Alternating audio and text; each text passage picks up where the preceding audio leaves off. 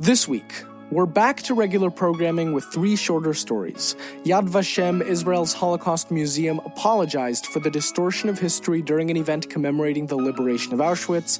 The coronavirus epidemic is fueling anti-Semitism online, and Harry Potter is now in Yiddish. Let's dive in.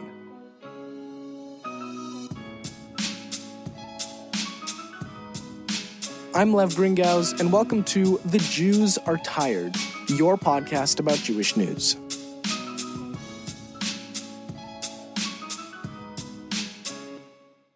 Alright, so let's get right into our first story of Yad Vashem's apology, a story that has to do with a basic but really unfortunate truth, that Holocaust remembrance is complicated. So here's the background.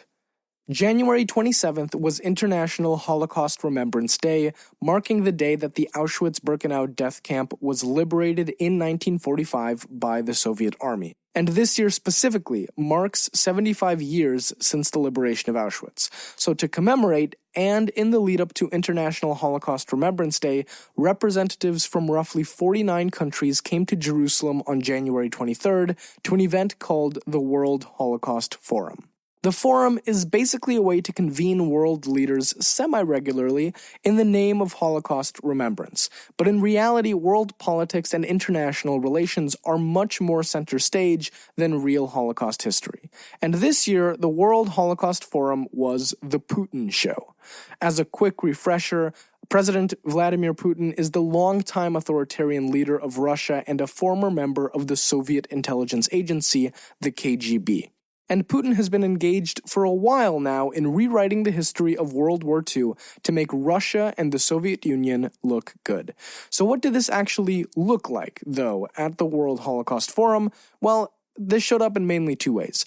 A number of short videos were shown about the Holocaust in which the victory of the Soviet army over Nazi Germany in World War II was emphasized, but the fight against Nazi Germany by other countries, like the United States and Great Britain, was downplayed. And Putin pointed a finger at Eastern European countries for collaborating with the Nazis to murder Jews.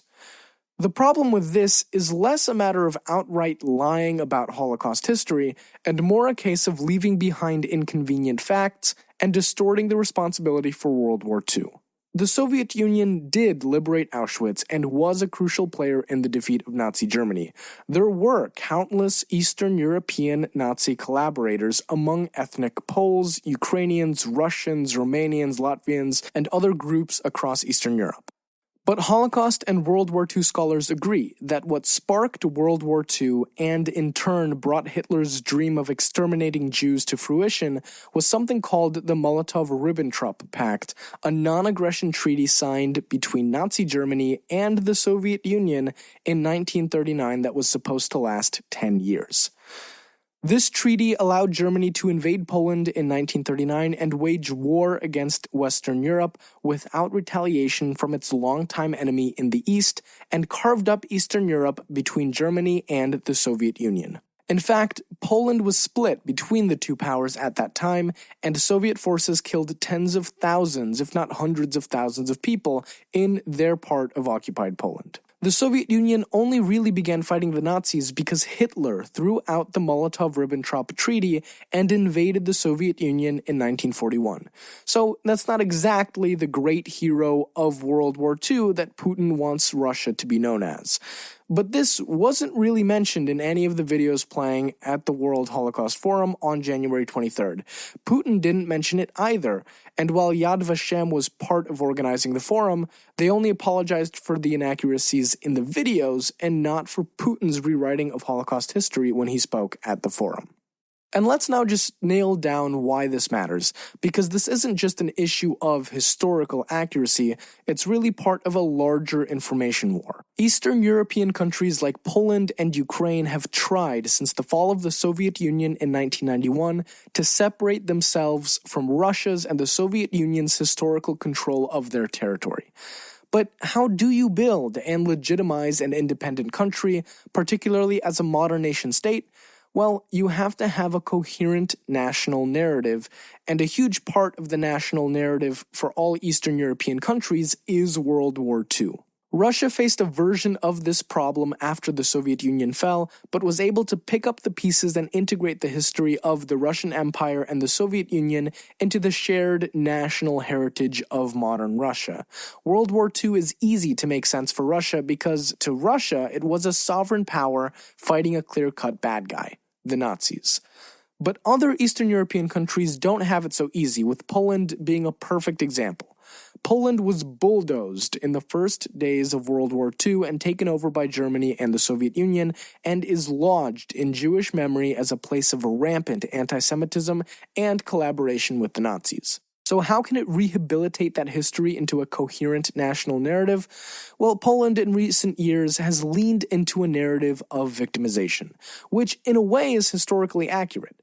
After all, Poland was the first victim of World War II, and by mainstream estimates, 6 million Polish citizens died in World War II, of which 3 million were Polish Jews. But Poland has also made a point to argue with the semantics of, for example, calling death camps like Auschwitz, which the Nazis built on Polish territory, Polish death camps, and passed a law in 2018 that made it a crime to say that Poland or the Polish people were Nazi accomplices in the killing of Jews during the Holocaust. So basically, by saying Poland was a victim, which is historically accurate, Polish leaders are also shifting the blame and responsibility for the Holocaust away from Poland, and by doing so, they clean up Poland's national and international image. So Putin's game, and Russia's game writ large over the past decade, has been to flood the world with disinformation and destabilize international relations in its favor.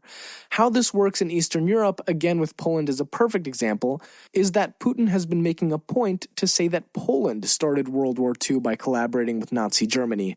This is, of course, not true, but by introducing doubt about the history, Putin gets less attention for World War II being started, in fact, by the Molotov-Ribbentrop Pact between Germany and the Soviet Union, and Russia gets to whitewash its history. This may just seem like diplomatic sniping, but this kind of disinformation is key to international legitimacy. And the final part of the story is that Jews and Israel in particular are complicit in this rewriting and reshaping of Holocaust history. The World Holocaust Forum is organized and partly funded by a wealthy Russian Jew named Moshe Kantor, who is known to be close with Putin. It was organized in Jerusalem with the cooperation of the Israeli president, and Israeli Prime Minister Benjamin Netanyahu has been criticized in the past by Holocaust historians for letting countries like Russia, Poland, Hungary, and Ukraine get away with rewriting Holocaust history in their favor. And now, Yad Vashem, Israel's widely respected Holocaust museum and research institution, has been drawn into the political game. This is a snapshot of a larger and much more complicated story that continues to play out. But for now, let's move on to our second story. As the deadly coronavirus has spread from China to the rest of Asia and around the world, people have become afraid of a global epidemic, and much of that fear is being abused by conspiracy theories and misinformation spreading online. What's happening is in line with what the Washington Post calls the Russian fire hose strategy, where all kinds of misinformation is being created and spread and hosed out onto the internet just to confuse and inflame the situation. Everything from fake documents about the death toll in China to racist internet trolls asking why Chinese people aren't being banned in America. But of course, no conspiracy theory, misinformation, or online fear-mongering is complete without anti-Semitism. And according to the Anti-Defamation League, an organization that monitors and fights anti-Semitism and racism, platforms like messaging app Instagram and websites like 4chan and Gab are full of extremists blaming Jews for the coronavirus and saying things like, quote, "Send the sick to Israel. If you already die, at least take out as many Jews as you can," end quote. And while these disgusting corners of the internet are full of that kind of hatred, the theories and ideas spawned there filter their way into the internet most of us interact with, on Facebook, Twitter, and Instagram, where most people don't know the origin or the coded meaning of certain phrases or ideas they might be sharing. Other times, though, the intent of this misinformation is used very specifically. The ADL's press release said, quote, "Some people are using the coronavirus to further their political agendas. Users on Twitter, Facebook, and Instagram are claiming that the virus is a tool for authorities and pharmaceutical companies to get people to accept vaccinations, while rumors on Facebook and Twitter suggest that Wuhan residents' immune systems were weakened by 5G wireless networks, leaving them susceptible to the virus. Meanwhile, posters on Facebook and Twitter worry that the US government will use the virus to impose martial law." End quote. This isn't a new story necessarily, but it is another example among many of extremists using current events and fears to spread their racist, anti-Semitic, and bigoted views.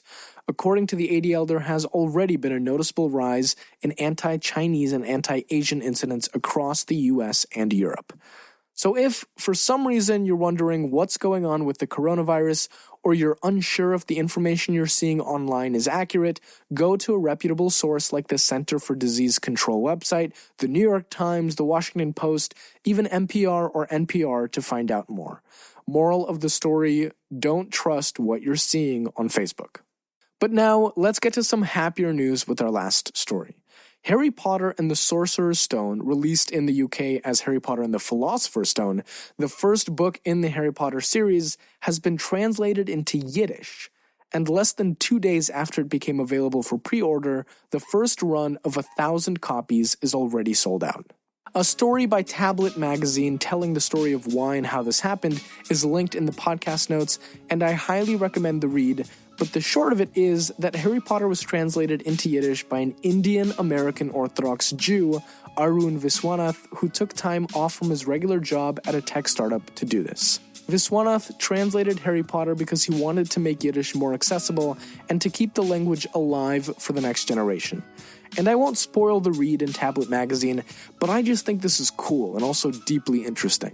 I grew up thinking that Yiddish was a dead language for all intents and purposes outside of ultra-Orthodox communities in New York and Israel. And I've been surprised by the revival of Yiddish that's happened over the past decade and how present it is in today's American Jewish life. So I know I'll be buying a copy of this translation even though I don't speak Yiddish, in the spirit of this quote from Viswanath. Quote, "Yiddish has produced a world-class literature that parallels most major languages, so it's silly to say I want to raise the status of Yiddish, but my hope is that people should know that Yiddish is this vibrant thing and it's relevant today." End quote. This has been this week's The Jews Are Tired podcast. I'm Lev Gringaus. Don't forget to subscribe and share, and hopefully next week the Jews will get some rest. The Jews Are Tired is a product of Jewfolk Inc. For more information, go to tcjewfolk.com or email the show at podcast@tcjewfolk.com.